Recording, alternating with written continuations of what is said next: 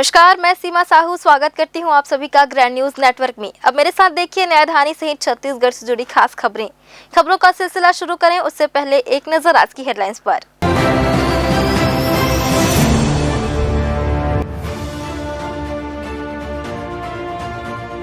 वातावरण में महसूस की जाने लगी गर्मी, रात में भी तापमान बढ़ा।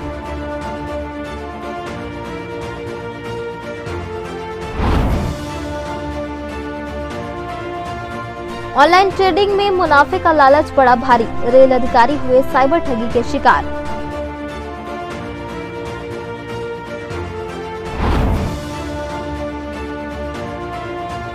%52 मतदान ने प्रत्याशियों की बढ़ाई चिंता, 15 फरवरी तक बढ़ी रहेगी धड़कनें।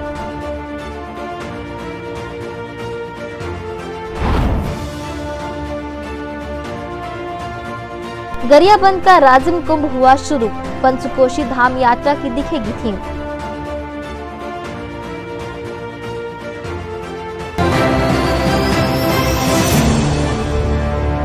ये थी सुर्खियां और अब हम आगे बढ़ते हैं खबरों की ओर। बिलासपुर में गर्मी ने दस्तक दे दी है। दिन के साथ अब रात के तापमान में भी लगातार बढ़ोतरी हो रही है। बुधवार को अधिकतम तापमान 35 डिग्री सेल्सियस तक पहुंच गया, जिससे दोपहर में तेज धूप का असर महसूस किया गया। वहीं न्यूनतम तापमान भी बढ़कर 17.4 डिग्री सेल्सियस हो गया, जिससे रात में ठंडक का असर कम हो गया। उत्तरी हवाओं का प्रवाह बंद होने और पश्चिमी विक्षोभ के प्रभाव से जिले का मौसम शुष्क बना हुआ है। सोमवार को अधिकतम तापमान 32.4 डिग्री सेल्सियस था, जो मंगलवार को 34 डिग्री और बुधवार को 35 डिग्री तक पहुंच गया। दिन में गर्म हवाएं महसूस होने लगी हैं, जबकि रात के तापमान में भी बढ़ोतरी जारी है।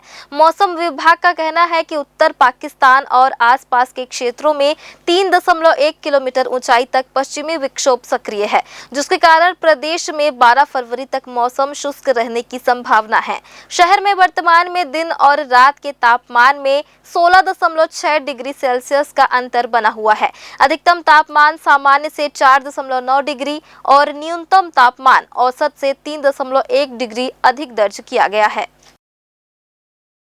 बिलासपुर भाजपा महापौर प्रत्याशी के मामले लगी याचिका पर हाईकोर्ट ने शासन और चुनाव आयोग से जवाब मांगा है।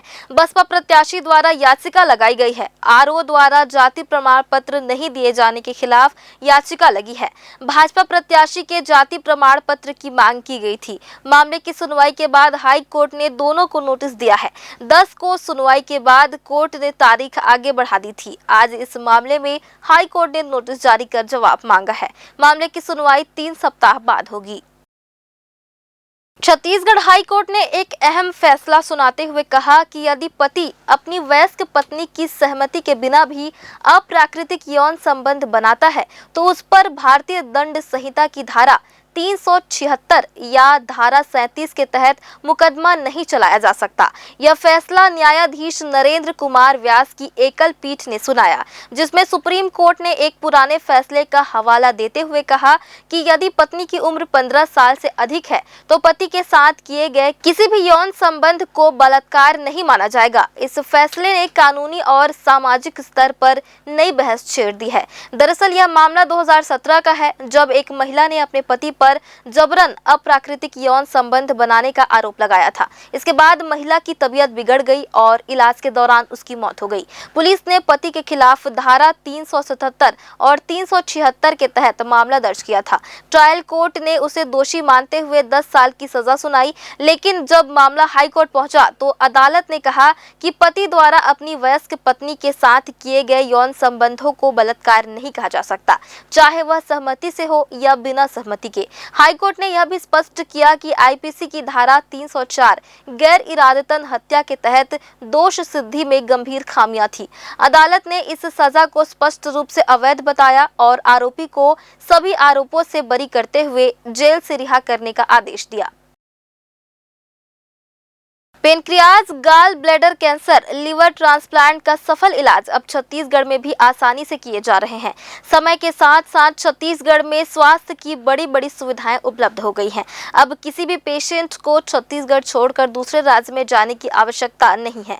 यहाँ भी एक से बढ़कर एक बेहतर तकनीक की सुविधा और एक्सपर्ट डॉक्टर इलाज करने लगे हैं, जिसकी वजह से बाहर जाने का खर्चा और परेशानी से लोगों को बचत होने लगी है। बिलासपुर प्रेस क्लब में बुधवार को पत्रकारों से चर्चा करते हुए रामकृष्ण केयर हॉस्पिटल रायपुर के liver transplant consultant, surgical gastrology, hepato biliary और पेनक्रिएटिक सर्जरी विशेषज्ञ डॉक्टर अजीत मिश्रा ने पत्रकारों से चर्चा करते हुए बताया कि अब किसी भी तरह के कैंसर जैसे खाने की नली, आमाशय, फैटी लिवर, लिवर ट्रांसप्लांट के लिए छत्तीसगढ़ के नागरिकों को दूसरे राज्यों में जाने की आवश्यकता नहीं है।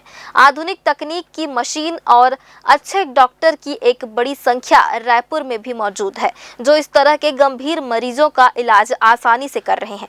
उन्होंने बताया कि जानकारी के अभाव में आज भी लोग दूसरे प्रदेशों में जाकर इलाज कराने की कोशिश करते हैं, जबकि ऐसा करना उनके लिए आर्थिक, मानसिक और शारीरिक रूप से कष्ट भरा हो सकता है। अब अपने राज्य में ही एक से बढ़कर एक मर्ज का इलाज आसानी से होने लगा है। श्री मिश्रा ने बताया कि सर्जिकल क्षेत्र में लेप्रोस्कोपी पद्धति में भी बड़े बड़े इलाज होने लगे हैं। हर तरह की गंभीर बीमारियों के बेहतर इलाज के बारे में अब छत्तीसगढ़ पर लोग भरोसा कर सकते हैं। यहाँ इलाज कराने से तमाम तरह की परेशानियों से मुक्ति पाया जा सकता है। उन्होंने बताया कि रामकृष्ण केयर हॉस्पिटल में लिवर ट्रांसप्लांट के 35 से अधिक केस सफलतापूर्वक किए जा चुके हैं, जिसके सभी मरीज स्वस्थ हैं। प्रयास ये है कि आपके माध्यम से लोगों में ये जानकारी मिले कि बड़ी से बड़ी बीमारी पेट से संबंधित जैसे होती हैं, जो कैंसर होती हैं, लिवर से संबंधित कैंसर, गॉल ब्लैडर से संबंधित कैंसर या छोटी या बड़ी आंत से संबंधित कैंसर, पैंक्रियाज के कैंसर, इसके अलावा लिवर सिरोसिस, इन बीमारियों से न डरे और न इन बीमारियों के इलाज से डरे। आज तक ये स्थिति आई हुई होती है कि जब भी ये बीमारी किसी को पता चलती है तो वो लोग महानगरों की ओर भागते हैं और बहुत परेशान होते हैं। मैंने कई लोगों को देखा है कि यहाँ से वो मुंबई जाते हैं, हैदराबाद जाते हैं और वहां जाके भटक जाते हैं, जबकि इसका इलाज आपके अपने शहर रायपुर में उपलब्ध है। तो अधिक से अधिक लोगों को जब इसके बारे में पता चलेगा तो उनकी परेशानियों का इलाज होगा और वो खुशी खुशी अपने शहर, अपने राज्य में ये इलाज करा सकेंगे। देखिए, ट्रांसप्लांट की जरूरत जिस व्यक्ति को होती है, जैसे लिवर ट्रांसप्लांट है, उसमें लिवर सिरोसिस की वो स्थिति जब उस लिवर के साथ जीवन नहीं चल पाता तभी किया जाता है, और ऐसी स्थिति में लिवर ट्रांसप्लांट एक नया जीवन देती है, जिसका सक्सेस रेट 90% से भी अधिक है। फिलहाल वक्त हो चला एक छोटे से ब्रेक का। ब्रेक के बाद भी खबरें जारी रहेंगी, बने रहिए ग्रे न्यूज के साथ।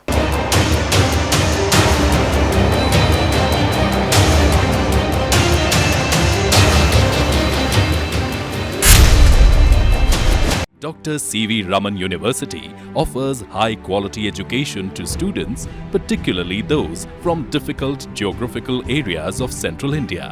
The flourishing 70-acre campus boasts of more than 120 state-of-the-art laboratories, smart classrooms, research centers, and a plethora of on-campus facilities that provide easy access. Dr. C.V. Raman University. Break के बाद आप सभी का स्वागत है। बिलासपुर में ऑनलाइन ट्रेडिंग में मुनाफे का लालच देकर एक रेलवे अधिकारी से 31.36 लाख रुपए ठग लिए गए। ठगी की यह वारदात 25 अगस्त 2024 से 23 जनवरी 2025 के बीच हुई। साइबर पुलिस मामले की तह तक जाने में जुटी है। देखिए एक खास रिपोर्ट। व्हाट्सएप के जरिए एक महिला ने खुद को मोतीलाल ओसवाल इंस्टीट्यूशनल अकाउंट की प्रतिनिधि बताकर बिलासपुर में रेलवे के सहायक कार्यपालन अभियंता अनिल एक्का को एक ग्रुप में जोड़ा। फर्जी चेयरमैन और कस्टमर केयर अधिकारियों ने निवेश के नाम पर उससे रुपए ऐंठ लिए। अब अधिकारी ने रकम वापस लेनी चाहिए तो ट्रेडिंग ऐप बंद हो गया और अकाउंट एक्सेस नहीं मिला। फिलहाल साइबर पुलिस ने अज्ञात आरोपियों के खिलाफ मामला दर्ज कर जाँच शुरू कर दी है। कल रेंज साइबर थाने में ठगी का एफआईआर दर्ज किया गया, जिसमें प्रार्थी अनिल कुमार एक्का, जो कि रेलवे में सहायक कार्यपालन अभियंता के पद पर हैं, इनको व्हाट्सएप में एक ग्रुप में ये जुड़े थे, जिसमें इनको अधिक मुनाफा देने का वो दिया गया, लालच दिया गया, जिस पर ये उस ट्रैप में फंसे, जिस पर ये अगस्त से लेकर अभी तक लगभग 32 लाख रुपए अपने पैसे गंवा चुके हैं। इन्होंने रेंज साइबर थाने में आकर आवेदन दिया, जिस पर थाने में अपराध पंजीबद्ध कर विवेचना में लिया गया है और आगे जांच की जा रही है। रेलवे के सहायक कार्यपालन अभियंता अनिल एक्का से व्हाट्सएप के जरिए मिस अनन्या स्मिथ नाम की महिला ने संपर्क किया और उन्हें मोतीलाल ओसवाल इंस्टीट्यूशनल अकाउंट में निवेश का झांसा दिया। ग्रुप में खुद को कंपनी का चेयरमैन बताने वाले रामदेव अग्रवाल हर शाम ट्रेडिंग टिप्स देते थे, जिससे अनिल एक्का को इस स्कीम पर भरोसा हो गया। अलग अलग खातों में 31.36 लाख रुपए ट्रांसफर करने के बाद जब उन्होंने रकम वापस लेनी चाहिए तो पूरा सिस्टम ही बंद हो गया। अब साइबर पुलिस इस ठगी के मास्टरमाइंड की तलाश में जुटी हुई है। ग्रैंड न्यूज के लिए पिंटू दुबे की रिपोर्ट।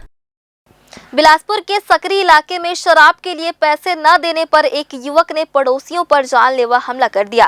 घटना गायत्री मंदिर के पास की है, जहां आरोपी ज्वाला यादव ने मोहल्ले में शराब के लिए पैसे मांगना शुरू किया। लक्ष्मी साहू ने इसका विरोध किया और घर के अंदर चली गई। कुछ देर बाद उसने बाहर से गाली गलौज और झगड़े की आवाजें सुनी। बाहर आकर देखा तो आरोपी उनके बुजुर्ग पिता पंचराम साहू से भी शराब के लिए पैसे मांग रहा था।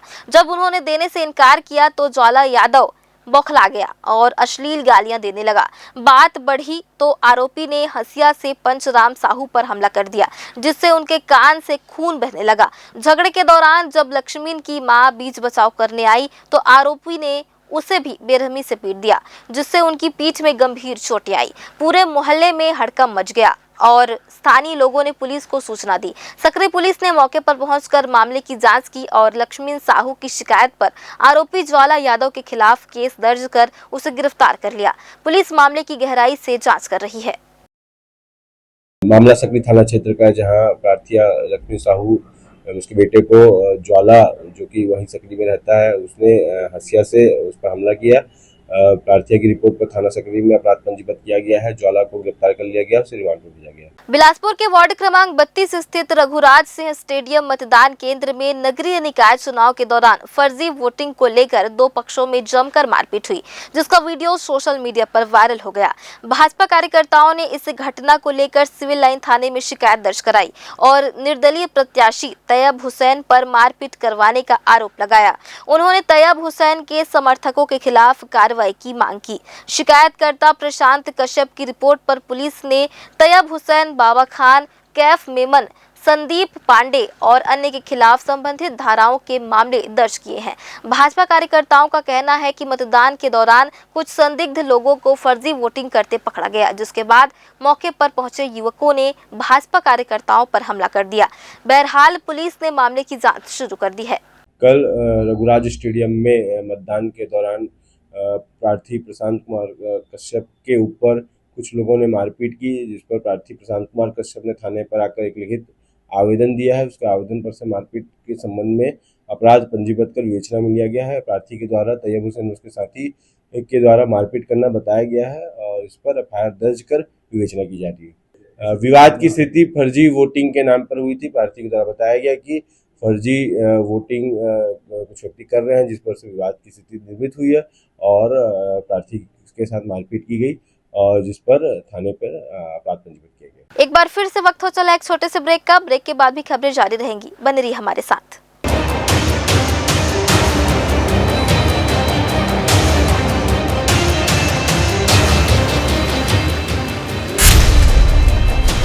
Dr. C.V. Raman University offers high-quality education to students, particularly those from difficult geographical areas of central India. The flourishing 70-acre campus boasts of more than 120 state-of-the-art laboratories, smart classrooms, research centers, and a plethora of on-campus facilities that provide easy access. Dr. C.V. Raman University. Break के बाद आप सभी का स्वागत है। मंगलवार का दिन बिलासपुर सहित नगर पंचायत और पालिका के मतदाताओं के लिए बेहद खास रहा। सुबह से ही मतदान केंद्रों में भारी भीड़ मतदाताओं की देखी गई, जो अपने मताधिकार का प्रयोग कर शहर की सत्ता पर अपने जनप्रतिनिधि को स्थापित करने के लिए मतदान किए। मतदान समाप्त होने के बाद जो प्राथमिक स्थिति में आंकड़े सामने आए हैं, उसमें बिलासपुर नगर निगम में लगभग 51%, तो बिल्हा में 74%, जबकि रतनपुर में 72%, तो बोदरी में 70% मतदान हुआ। हुआ है, जबकि तखतपुर में 74 और कोटा में 69% मतदान और मल्हार में 64% मतदान हुआ है। इन सभी आंकड़ों में फाइनल आंकड़े आने के बाद थोड़ा बहुत फेरबदल होने की संभावना है। अब 15 फरवरी को सभी जगह ईवीएम खुलेंगे और यह तय हो जाएगा कि किस पार्टी ने निकाय चुनाव में परचम लहराया है। हालांकि इस बार कम वोटिंग परसेंटेज ने राजनीतिक दलों के चेहरों पर चिंता बढ़ा दी है, जिससे अब मामला फंसता नजर आ रहा है। सभी नगरीय निकायों में मतदान संपन्न कराने के बाद शाम 6 बजे से सभी ईवीएम स्ट्रांग रूम में जमा कराई जाने लगी। बिलासपुर नगर निगम के लिए हुए मतदान के बाद यहां की सभी ईवीएम कोनी स्थित इंजीनियरिंग कॉलेज परिसर में बनाए गए स्ट्रांग रूम में जमा की गई। अन्य निकायों में हुए चुनाव में इस्तेमाल में लाई गई ईवीएम ब्लॉक मुख्यालय में बनाए गए स्ट्रांग रूम में जमा की गई। जिला निर्वाचन कार्यालय और नगर निगम के अधिकारियों ने मतदान दलों को बधाई दी। सकुशल वापसी पर उन्होंने फूल माला और तिलक लगाकर उनका अभिनंदन किया। वहीं स्ट्रांग रूम में भारी सुरक्षा बलों के पहरे में मशीनों को रखा गया है। इसके बाद अब मतगणना के लिए यानी 15 फरवरी को ईवीएम को खोला जाएगा। चुनाव प्रचार और मतदान कराने के बाद फुर्सत पाए जाने पर प्रत्याशी अब आराम फरमा रहे हैं। अब देखना होगा कि 15 फरवरी को क्या नतीजे आते हैं। राज्य निर्वाचन आयोग के प्रेक्षक विनीत नंदनवार ने कोनी स्थित मतगणना केंद्र में रिटर्निंग अधिकारियों की बैठक लेकर 11 फरवरी को संपन्न मतदान कार्य की समीक्षा की। राजनीतिक दल के पदाधिकारी, प्रत्याशी और उनके प्रतिनिधि भी उपस्थित थे।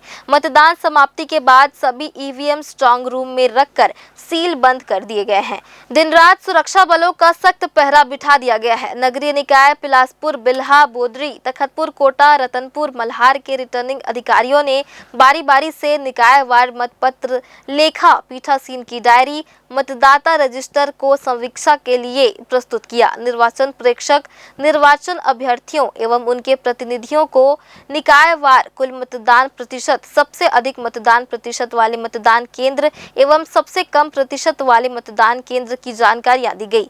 समीक्षा में उप जिला निर्वाचन अधिकारी शिव कुमार बनर्जी, नगरीय निकाय के सभी रिटर्निंग ऑफिसर्स एवं सहायक रिटर्निंग ऑफिसर्स, मान्यता प्राप्त राजनीतिक दलों के अभ्यर्थी, निर्दलीय अभ्यर्थी और उनके प्रतिनिधि इस अवसर पर उपस्थित थे। फिलहाल वक्त हो चला एक छोटे से ब्रेक का। ब्रेक के बाद भी खबरें जारी रहेंगी। बने रहिए ग्रे न्यूज के साथ।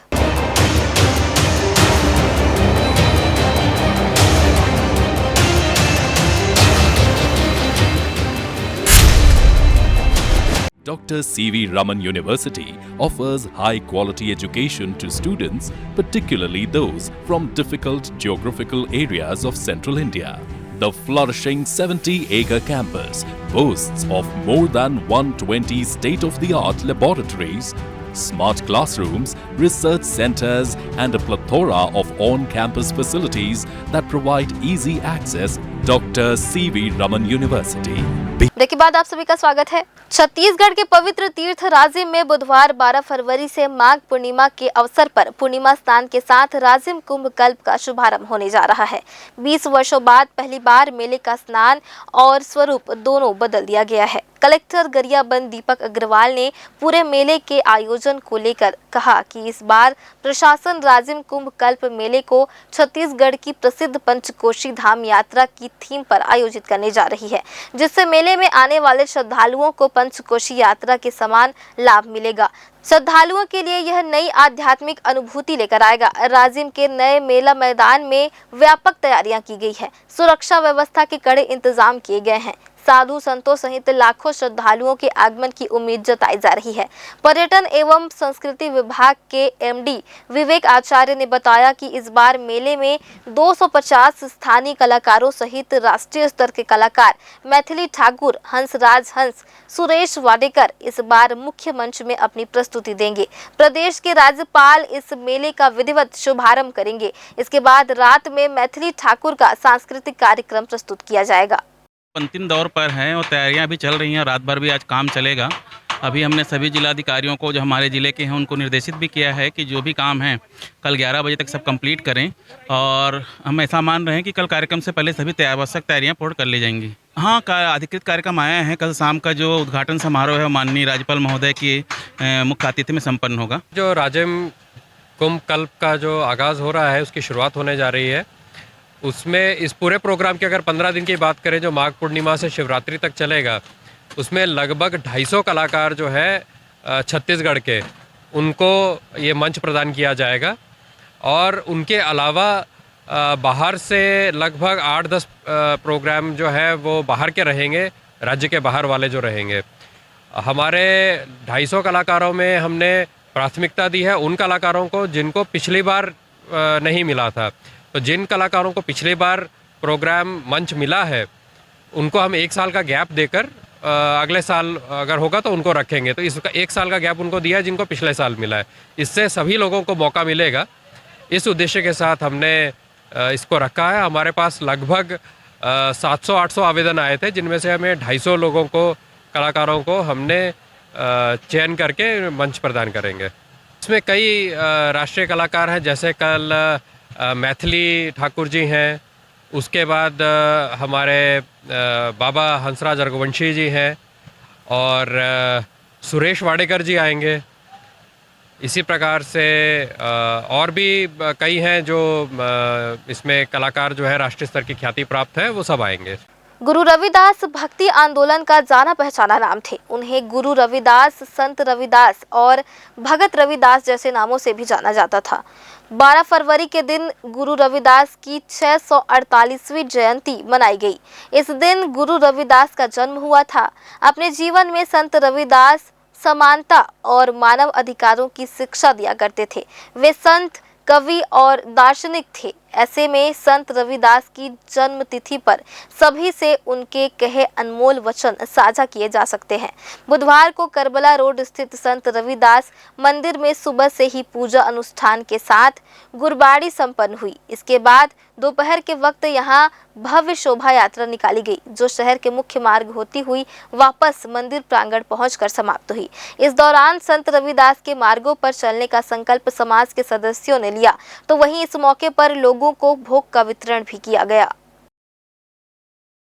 बहुत ही हम लोग के जन समस्त अहिरवार समाज और सर्व रविदास अहिरवार समाज और पूरे भारत और विश्व में पूर्व रविदास जी को मानने वाले समस्त अनुयायियों के लिए आज बहुत ही बड़ा हर्ष और गर्व का दिन भी है, क्योंकि आज जो माघी पूर्णिमा है, इस दिन हम समस्त अहिरवार समाज, सर्व रविदास समाज पूरे विश्व में बहुत ही हर्ष एवं उल्लास से यानी गुरु जी की जयंती मनाते हैं, क्योंकि आज 648 जयंती है जो माघी पूर्णिमा के दिन पड़ता है। आज सुबह से हम समस्त अहिरवार समाज एक साथ मिलकर यानी सुबह 9 बजे गुरु की पूजा हम आरती किए हैं और उसके पश्चात 10:30 बजे यानी गुरुद्वारा रागी जत्था से आके उन्होंने हमारे रविदास जी की गुरुवाणियों का भी यानी करीब 2 घंटा यानी भजन कीर्तन किए हैं। उसके बाद अभी हमारे समस्त जो समाज के बड़े भैया हैं, सब जो आए हैं ना, और जो समाज के हैं सभी लोगों द्वारा अभी भी पूजन हम चल रहा है और उनका स्वागत चल रहा है। और अभी 2 बजे हमारे समस्त बिलासपुर यानी जिला के यानी सभी अहिरवार समाज अभी मिलकर हम यानी यहाँ से जो स्टार्ट होगा वो अपना गांधी चौक से हम पूरे शहर का भ्रमण करेंगे शोभा यात्रा के द्वारा। पूरा विश्व श्री गुरु संत रविदास जयंती मना रही है। सिर्फ रविदास समाज ही नहीं बल्कि हमारे हिंदू धर्म में एक महान संत और गुरु के नाम से जाने जाते हैं। और ये उस समय में हुआ जब हमारे भारतवर्ष में मुग़ल साम्राज्य स्थापित थे और उन्हीं के साथ साथ जो ऊंची जाति के कहने वाले जो हमारे पूरे भारतवर्ष में ऊंच नीच, छुआछूत, जाति पाति और भेदभाव का साम्राज्य स्थापित था, उस समय श्री गुरु संत रविदास जी और गुरु नानक देव जी, गुरु कबीरदास जी और गुरु नानक देव जी और संत नामदेव जी मिल करके पूरे भारत में सारे छुआछूत और आडंबरों का जो स्थापना थी उसको खत्म किए और सारे भारतवर्ष में प्रेम, भाईचारा, नम्रता, मिलवर्तन का भाव स्थापित किया। देश की आर्थिक प्रगति में दक्षिण पूर्व मध्य रेलवे का महत्वपूर्ण योगदान है। अपनी स्थापना के बाद से ही देश में औद्योगिक संरचना और उनके विकास के लिए कच्चे माल अयस्कों, ताप घरों के लिए कोयला पहुंचाने में दक्षिण पूर्व मध्य रेलवे निरंतर रूप से कार्यरत है, ताकि देश में औद्योगिक उत्पादन सुचारू रूप से चलता रहे, साथ ही जनमानस के आवश्यकता की पूर्ति हो सके। मालूम हो कि पूरे देश के पावर हाउस उद्योगों, कारखानों को कोयला और लौह अयस्क, सीमेंट, उर्वरक, मैग्नीज जैसी सामग्री पहुंचाने में दक्षिण पूर्व मध्य रेलवे की बहुत महत्वपूर्ण भूमिका है। दक्षिण पूर्व मध्य रेलवे ने वर्तमान वित्तीय वर्ष 2024-25 में सिर्फ 316 दिनों 10 फरवरी में ही 25,000 करोड़ से अधिक आय माल भाड़ा से अर्जित कर कीर्ति मानकर अपने पहले स्थान को कायम रखा। पिछले 3 वर्षों से लगातार वित्तीय वर्षों से दक्षिण पूर्व मध्य रेलवे 25,000 करोड़ से अधिक की माल भाड़ा आय अर्जित करने वाला रेलवे है। इन दिनों बिलासपुर रेलवे स्टेशन को अमृत भारत स्टेशन के तहत नया स्वरूप दिया जा रहा है। इसके लिए गेट नंबर 3 से लेकर गेट नंबर 4 तक पूरी तरह से एरिया को बंद कर दिया गया है। यही नहीं, स्टेशन के प्लेटफॉर्म नंबर 1 पर ज्यादातर ट्रेनें भी नहीं आ रही हैं, जिसकी वजह से स्टेशन के प्लेटफॉर्म नंबर 1 पर मौजूद स्टॉल संचालक भी अब स्टॉल्स चलाने में दिक्कत होने की बात कह रहे हैं। उनका कहना है कि ज्यादातर प्रमुख ट्रेन प्लेटफॉर्म नंबर 2 और 3 से संचालित हो रही हैं, जिससे 1 नंबर प्लेटफॉर्म पर यात्रियों की संख्या बेहद कम है। रेलवे के द्वारा दुकानों के संचालन के लिए भारी रकम ली जाती है, लेकिन उन्हें अब इससे मुनाफा कम होने लगा है, क्योंकि प्लेटफॉर्म नंबर 1 पर ट्रेनों का संचालन न के बराबर है। ऐसे में कई स्टॉल संचालक अब स्टॉल छोड़ने का मन बना चुके हैं। लेकिन इसके विपरीत रेलवे के अधिकारियों की माने तो प्लेटफॉर्म नंबर 1 पर यात्री ट्रेनों का परिचालन यथावत है। कुछ ट्रेनों के लगातार स्टेशन आने की स्थिति पर उन्हें अन्य प्लेटफॉर्म पर स्थानांतरित करने की जरूरत होती है। इसी व्यवस्था के तहत ट्रेनों का परिचालन हो रहा है। लेकिन देखा जाए तो बिलासपुर के प्लेटफॉर्म नंबर 1 पर हमेशा से ही मालगाड़ियों का जमावड़ा रहता है, जिसे निश्चित तौर पर यह रेलवे की मनमानी को दर्शाता है। बहुत सारी ट्रेन उसमें आती है और वहाँ से ट्रेन ओरिजिनेट भी होती है। इसके वहाँ जैसे कि राजधानी ट्रेन वहाँ से ओरिजिनेट होती है, और जो प्लेटफॉर्म नंबर 1 वाला है वो डाउन डायरेक्शन ही वहाँ पे मेन है, स्टेशन के यार्ड को ध्यान में रखते हुए। और ये नंबर 1 जो है हमारा मेन प्लेटफॉर्म है, वहाँ जहाँ सारे पैसेंजर उस प्लेटफॉर्म से ट्रैवल करते हैं। तो जिसको भी जो रिक्वायरमेंट होगी इसे जो परचेस करना है, वो जो हमारे स्टॉल्स है वहाँ से कर सकते हैं। और अगर स्टॉल ओनर्स को कुछ प्रॉब्लम्स है तो वो रेलवे को अप्रोच कर सकते हैं। तो यह थी आज की बुलेटिन की तमाम खबरें। वक्त हो चला है आपसे विदा लेने का। जल्द ही फिर होगी आपसे मुलाकात। तब तक के लिए मुझसे और मेरी पूरी टीम को दीजिए इजाजत। नमस्कार।